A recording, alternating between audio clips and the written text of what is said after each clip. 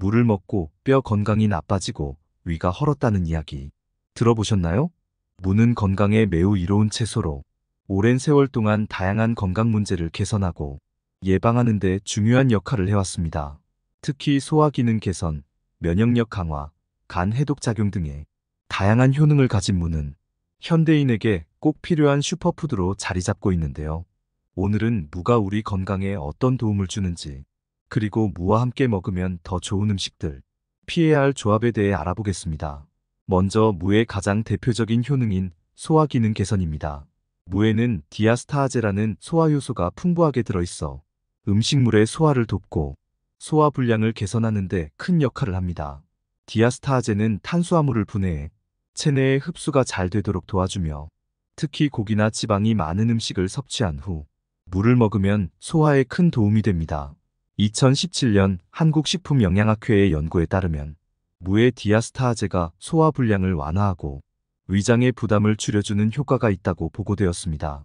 이 연구는 전통적으로 무가 소화 불량 치료에 자주 사용되었던 이유를 과학적으로 뒷받침해주고 있습니다.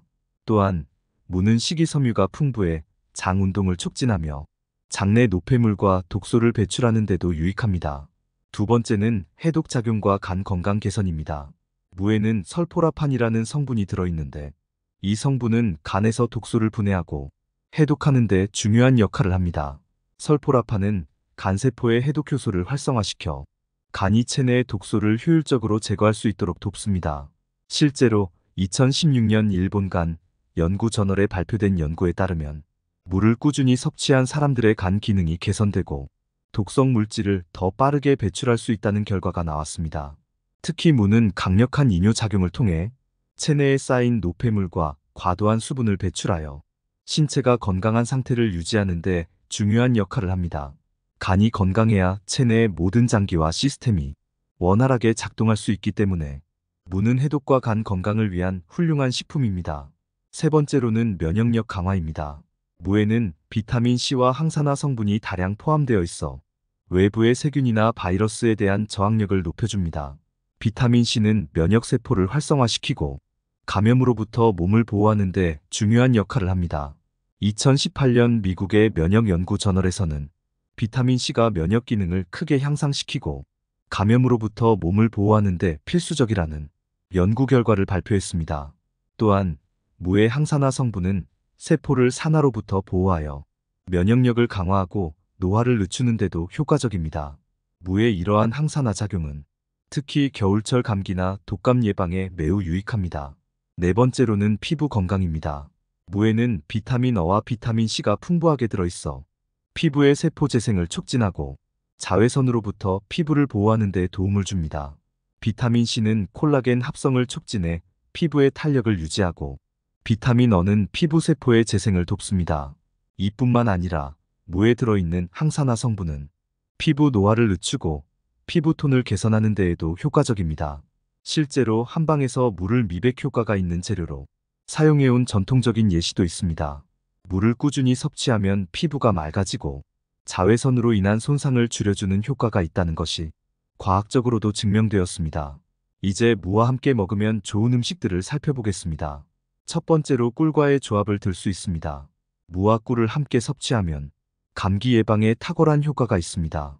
무에는 소화효소와 항산화 성분이 풍부하고 꿀은 항균 성분이 있어 감염 예방과 기침 완화에 큰 도움이 됩니다. 무꿀즙은 특히 겨울철에 인기가 많은 가정요법으로 기관지 염증을 완화하고 면역력을 높이는 데 효과적입니다. 대한약학회의 연구에 따르면 무와 꿀의 조합이 목염증을 완화하고 기침을 진정시키는 데 효과적이라는 결과가 나왔습니다. 두 번째로는 배추김치입니다.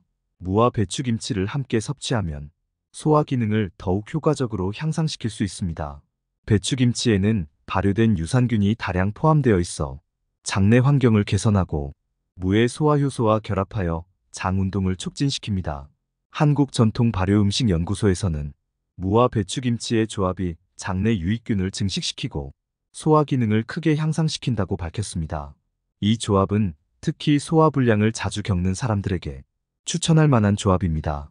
세 번째로는 생강입니다. 무와 생강을 함께 먹으면 몸을 따뜻하게 하고 면역력을 강화하는데 탁월한 효과가 있습니다. 생강에 들어있는 진저롤 성분은 항염증 효과가 뛰어나며 무의 항산화 성분과 결합해 체내 염증을 줄이는 데 도움을 줍니다. 특히 겨울철에는 이 두 가지 재료를 차로 끓여 마시면 감기 예방과 체온 유지에 큰 도움이 됩니다. 한 연구에 따르면 무와 생강을 함께 섭취한 사람들의 염증 수치가 크게 감소한 것으로 나타났습니다. 마지막으로는 생선회입니다. 생선회와 함께 곁들인 무는 소화를 돕고 생선의 비린내를 잡아주는 역할을 합니다. 생선에는 풍부한 단백질이 들어있는데 무의 소화 효소가 단백질 분해를 도와 소화를 원활하게 해줍니다. 또한 무는 장내 독소를 배출하는 역할도 하기 때문에 생선회와 함께 먹으면 몸에 해로운 독소가 쌓이는 것을 막아줍니다. 반면 무와 함께 피해야 할 음식들도 있습니다. 첫 번째로 고지방 음식입니다. 고지방 음식과 무를 함께 섭취하면 장내 지방 흡수가 촉진되어 체중 증가와 혈당 변동을 야기할 수 있습니다. 재미있는 에피소드로 한 번은 친구들과 삼겹살을 먹으러 갔을 때의 일이 있었습니다. 삼겹살과 함께 무채를 많이 먹으면 느끼한 맛을 잡아준다는 이야기를 들었죠. 그래서 친구들과 함께 삼겹살을 먹으면서 무채를 곁들였는데 무채는 아삭아삭해서 느끼함을 덜어주긴 했지만 기름진 삼겹살과의 조합이 생각보다 효과적이지 않았습니다. 삼겹살을 많이 먹고 난 후 무채를 많이 먹었음에도 불구하고 속이 불편하고 더부룩한 느낌이 가시지 않았습니다. 나중에 알게 된 사실이지만 고지방 음식을 과도하게 섭취하면 무의 소화 효소가 잘 작동하지 못해 소화 불량을 유발할 수 있다고 합니다. 대한소화기학회에서 발표한 연구에 따르면 고지방 음식과 무를 함께 먹을 경우 소화가 더뎌지고 지방 흡수 속도가 빨라져 체중 증가를 유발할 수 있다는 결과가 나왔습니다. 이 연구는 고지방 음식과 무의 궁합이 생각만큼 좋지 않다는 점을 보여줍니다. 두 번째로는 매운 음식입니다. 무와 매운 음식을 함께 먹으면 위장에 부담을 줄 수 있습니다. 예를 들어 매운 고추장 무침을 먹을 때가 있습니다. 고추장의 매운맛과 무의 아삭한 식감이 조화를 이루지만 사실 이 두 재료는 궁합이 좋지 않습니다. 실제로 매운 음식을 많이 먹고 난 후에 무를 곁들여 먹었더니 속이 불편해졌다는 경험담을 쉽게 들을 수 있습니다. 특히 매운 음식을 좋아하는 사람들 중 일부는 매운 라면과 무절임을 함께 먹는 습관이 있지만 이것이 위장에 더 큰 부담을 줄 수 있다는 사실을 알지 못합니다. 한 에피소드로 친구들과 매운 라면 대결을 하면서 무절임을 곁들여 먹었던 어느 날, 한 친구는 다음날 아침 위산 역류로 고생을 했다는 이야기가 있습니다. 이처럼 매운 음식과 무의 조합은 순간적으로는 상쾌할 수 있지만 장기적으로는 위 건강에 좋지 않은 영향을 미칠 수 있습니다. 특히 소화가 잘 안 되는 분들이나 위가 예민한 분들에게는 매운 음식과 무의 조합을 피하는 것이 현명한 선택입니다. 세 번째로는 카페인 음료입니다. 무와 커피 또는 차 같은 카페인이 들어간 음료를 함께 섭취하면 무에 포함된 칼슘 흡수에 방해가 됩니다. 이와 관련된 재미있는 에피소드가 있습니다. 한 젊은 직장인은 아침에 김치 무침과 함께 아침 식사로 커피를 즐기는 습관이 있었습니다. 그는 아침에 상쾌하게 김치 무침을 먹고 커피 한 잔을 마시며 하루를 시작했지만 어느 날 병원을 찾게 됩니다. 이유는 오랫동안 반복된 칼슘 부족으로 인해 뼈의 밀도가 약해졌다는 진단을 받았기 때문입니다. 그때서야 의사는 그에게 커피를 무와 함께 마시는 습관이 칼슘 흡수를 방해했다는 사실을 알려주었습니다. 그 후 그는 김치 무침과 같은 칼슘이 풍부한 음식을 먹을 때는 커피를 함께 마시지 않도록 습관을 바꾸었습니다. 하버드 공중보건대의 연구에서도 카페인이 뼈 건강에 미치는 부정적인 영향을 언급하며 커피를 즐겨 마시는 사람들은 칼슘이 풍부한 음식을 먹을 때 이를 따로 섭취하는 것이 중요하다는 점을 강조하고 있습니다. 카페인 음료는 단기적으로는 에너지를 북돋우고 기분을 좋게 할 수 있지만 무와 같이 먹으면 무가 가진 좋은 영양소들이 체내에서 제대로 활용되지 못하게 만듭니다. 마지막으로 설탕이 많이 들어간 간식은 무와 함께 먹지 않는 것이 좋습니다. 무는 자연적으로 당분이 적고 소화 기능을 도와주는 식이섬유가 풍부한 채소입니다. 그러나 설탕이 많이 들어간 간식과 무를 함께 섭취하면 혈당이 급격히 상승할 수 있습니다.